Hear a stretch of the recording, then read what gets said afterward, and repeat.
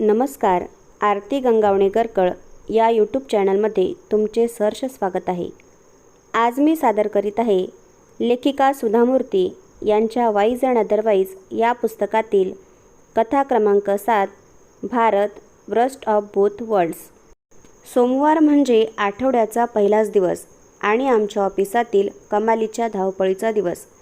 आलेली सगळी ईमेल्स आणि कागदपत्रे निकालात काढायची, मीटिंग्स घ्यायच्या, अपॉइंटमेंट्स लिहून आमच्या डायऱ्या भरून जातात. 2 अपॉइंटमेंटच्या मधल्या वेळात नेमके काही उपटसुंब भेटायला येतात. सोमवारची सकाळ म्हणजे सेक्रेटरी लोकांची खरी गडबड उडून जाते. त्यांचे अक्षरशः घामटे निघते. पण परत पुढचा रविवार उजाडण्यासाठी हा सोमवार तर आधी पार पाडावाच लागतो. असाच एक सोमवार आमच्या अजून स्मरणात आहे. मी माझे ईमेल्स वाचून त्यांना उत्तरे पाठवण्याच्या गडबडीत होते. इतक्यात माझ्या सेक्रेटरीने निरोप सांगितला. 2 व्यक्ती आधी वेळ न ठरवताच भेटायला आल्या होत्या. मग मी सेक्रेटरीला विचारलं, त्यांनी अपॉइंटमेंट घेतली नाही म्हणतेस आणि मग तरी कसं काय तू त्यांना मला भेटायला पाठवते आहेस? एवढं महत्त्वाचं काय आहे? माझ्या ऑफिसातील कर्मचारी उगीच भलत्या सलत्या कोणालाही नीट चौकशी केल्याशिवाय माझ्याकडे कधी पाठवत नाहीत. माझी सेक्रेटरी हलक्या स्वरात म्हणाली, मॅडम, एक माणूस खूप म्हातारा आणि अशक्त आहे आणि दुसरा मध्यमवयीन आहे. त्यांचं म्हणणं असं की त्यांचं काम फार महत्त्वाचं आहे आणि ते बराच वेळ तुमची भेट घेण्यासाठी थांबले आहेत. म्हातारी माणसं अगदी असहाय्य असतात, त्यामुळं मी त्यांना भेटायला बोलावलं. ते दोघे आत येऊन माझ्यासमोर बसले. त्यातील म्हातारा माणूस 70 उलटून गेल्यासारखा वाटत होता. तो अशक्त, थकलेला आणि चिंताग्रस्त दिसत होता. त्याच्याजवळ एक जुनाट फाटकी धोपटी होती. त्याची अवस्था फार दयनीय होती. त्याच्याबरोबर तो मध्यमवयीन माणूससुद्धा चिंतित दिसत होता. मी तात्काळ विषयाला हात घातला. बोला, काय काम आहे? त्यावर तो म्हातारा नुसता मूकपणे त्या दुसऱ्या माणसाकडे पाहत राहिला. तो दुसरा माणूस म्हणाला, मॅडम, हा म्हातारा एका बसस्टॉपपाशी बसून होता. त्याला कुणीच नाही आहे. त्याला आधाराची गरज आहे. दुर्दैवाची गोष्ट अशी की त्याच्याकडे काही पैसेसुद्धा नाहीत. त्या मध्यमवयीन माणसाचा आणखीही बरंच काही स्पष्टीकरण देण्याचा विचार चालला होता. असे बरेच लोक मला भेटतात. सरळ मुद्द्याचं बोलण्याऐवजी उगीच इकडचं तिकडचं बोलत राहतात. त्यांना जे काही हवं असतं ते सरळ सरळ कधीच सांगत नाहीत. मला या अशा गोष्टींची आता खूप सवय झाली आहे. म्हणून अनेकदा मी थोडं तुटकं वाटलं तरी चालेल, पण त्यांना मध्येच थांबवून त्यांचा मुद्दा मांडायला सांगते. मग मी काय करावं अशी तुमची अपेक्षा आहे? मी सरळच विचारलं. मी तुमच्या कार्याविषयी पुष्कळ वाचलंय. तुम्ही या म्हाताऱ्या माणसाला मदत करावी असं मला वाटतं. तुम्हाला कोणी नातलग आहे का? मी त्या म्हाताऱ्याला विचारलं. त्याचे डोळे पाण्याने भरून आले. तो हळू आवाजात म्हणाला, नाही, मला कुणीच नाही. तुमचे कुटुंबीय, त्यांचं काय? नाही, मला कुणीही नाही. तुम्ही याआधी कुठे काम करत होता? मी त्याला आणखीही बरेच प्रश्न विचारले व त्याने त्यांची समाधानकारक उत्तरे दिली. मला त्या म्हाताऱ्या माणसाविषयी फार वाईट वाटलं. त्याच्याजवळ पैसा नव्हता. मदतीचा हात पुढे करणारं कोणीही नव्हतं. फार दुर्दैवी कहाणी होती. एका वृद्धाश्रमाची मला चांगली माहिती होती. आमचे व त्यांचे अनेकदा संबंध येत असत.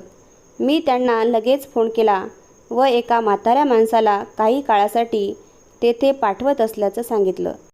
त्याची काही दुसरी व्यवस्था होईपर्यंत तो मध्यमवयीन माणूस म्हणाला, काळजी करू नका, मी स्वतः यांना तिकडे नेऊन सोडीन आणि मग तिथूनच मी माझ्या ऑफिसला जाईन. त्यानंतर ते दोघे निघून गेले. थोड्याच वेळात मी माझ्या कामात बुडून गेले. भेटायला येणारी माणसे, बिलं व पावत्या, अंदाजपत्रके असं बरंच काम होतं. मी त्या म्हाताऱ्या माणसाविषयी विसरले मात्र नव्हते. मधूनच कधीतरी मी त्या वृद्धाश्रमात फोन करून त्याची चौकशी करत असे. त्याचं तिथे व्यवस्थित चाललं होतं. अर्थात त्याच्याविषयी आणखी काही विचार करत बसायला मला वेळ नव्हता. मी दरमहा त्या वृद्धाश्रमाला न चुकता पैसे मात्र पाठवत होते. एक दिवस त्या वृद्धाश्रमाच्या संचालकांचा मला फोन आला. तो म्हातारा माणूस फार आजारी होता. त्याची प्रकृती चिंताजनक होती आणि त्यांनी त्याला हॉस्पिटलात दाखल केलं होतं. त्यांनी मला संध्याकाळी भेटायला बोलावलं होतं. मी संध्याकाळी हॉस्पिटलात त्या म्हाताऱ्या माणसाला भेटायला गेले. तो खरोखर फारच अत्यवस्थ होता. त्याची प्रकृती इतकी गंभीर होती की डॉक्टरांच्या मते त्यांचे काही आता फार दिवस उरले नव्हते. या अशा अवस्थेत तो कुणाला तरी भेटण्याची इच्छा व्यक्त करील असं मला वाटलं. स्वतःची मुलं नसली म्हणून काय झालं, पुतण्या नाहीतर भाचा, बहीण, भाऊ, निदान एखादा मित्र. त्याच्या प्रकृतीविषयी आता कुणाला कळवायचं? मी त्याला विचारलं, तुम्हाला कुणाला भेटायची इच्छा आहे का? तुम्ही म्हणाल त्याला आम्ही बोलावून घेऊ. तुमच्याकडे कोणाचा फोन नंबर आहे का? त्याने थरथरत्या हाताने मला एक नंबर लिहून दिला.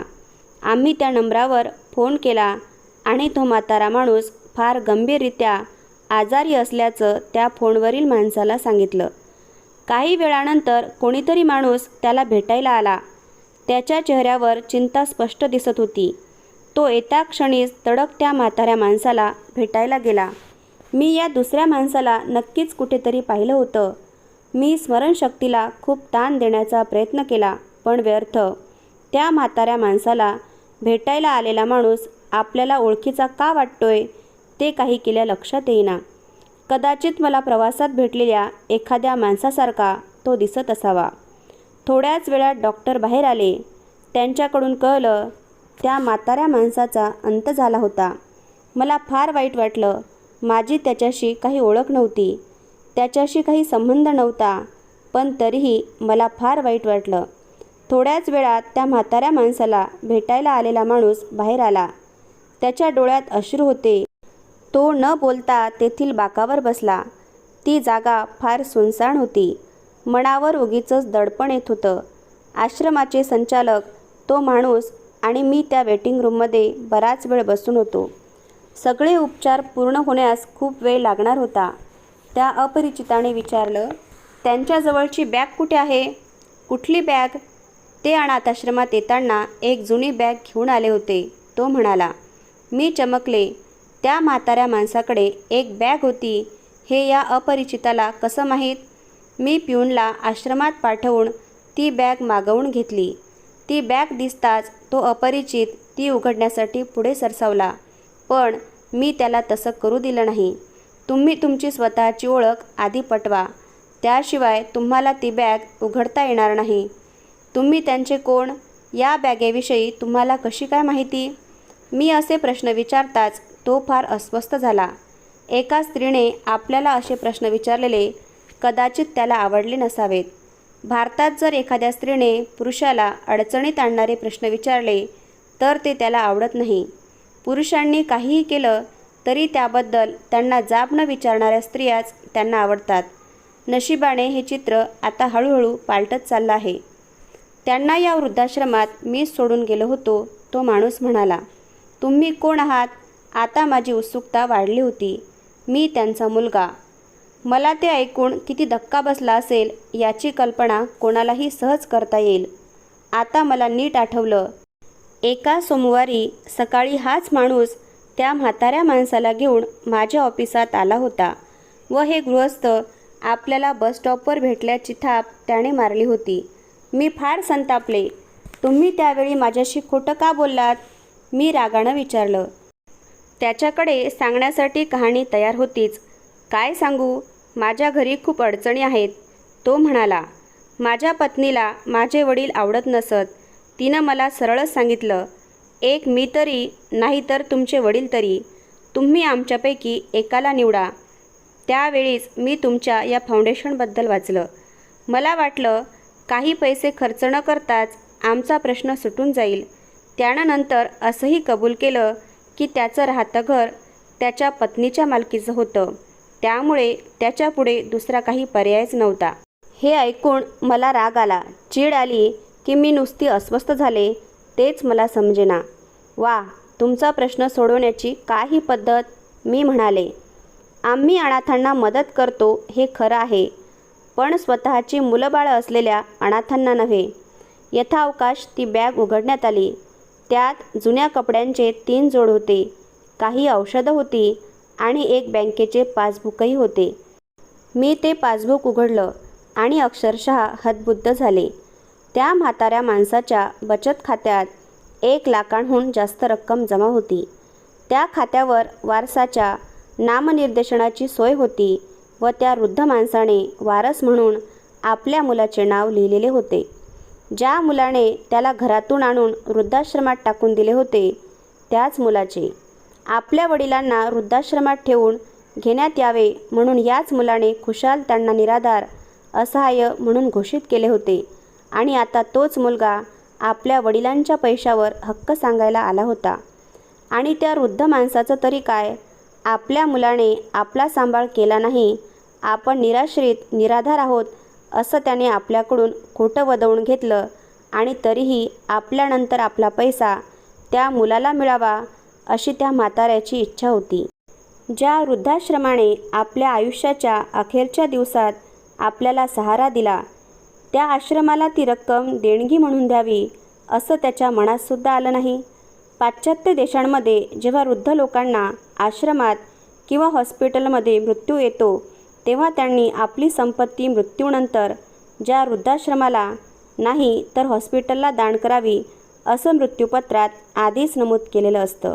आपल्याप्रमाणे इतर वृद्धांना त्यातून मदत मिळावी या भावनेतून ते केलेलं असतं.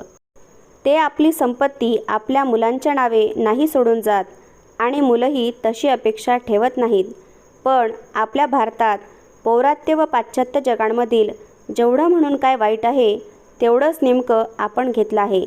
इथे मुलं वृद्धापकाळात आपल्या आईवडिलांना टाकून देतात आणि आईवडील जनरीतीप्रमाणे आपली संपत्ती त्याच मुलांच्या नावे ठेवतात. केवळ काही हजार रुपयांसाठी तुम्ही आणि तुमच्या वडिलांनी हे सारं ढोंग केलं. शरम वाटली पाहिजे तुम्हाला, मी त्याला म्हणाले. आणि असं करून तुम्ही फार वाईट उदाहरण घालून ठेवलं आहे. आता यानंतर कधी एखाद्या खरोखरच्या निराधार व्यक्तीने आमच्याकडे मदत मागितली तरीसुद्धा ती द्यायची का नाही याचा आम्हाला विचार करावा लागेल. कदाचित आम्ही त्याला मदत करताना कचरू.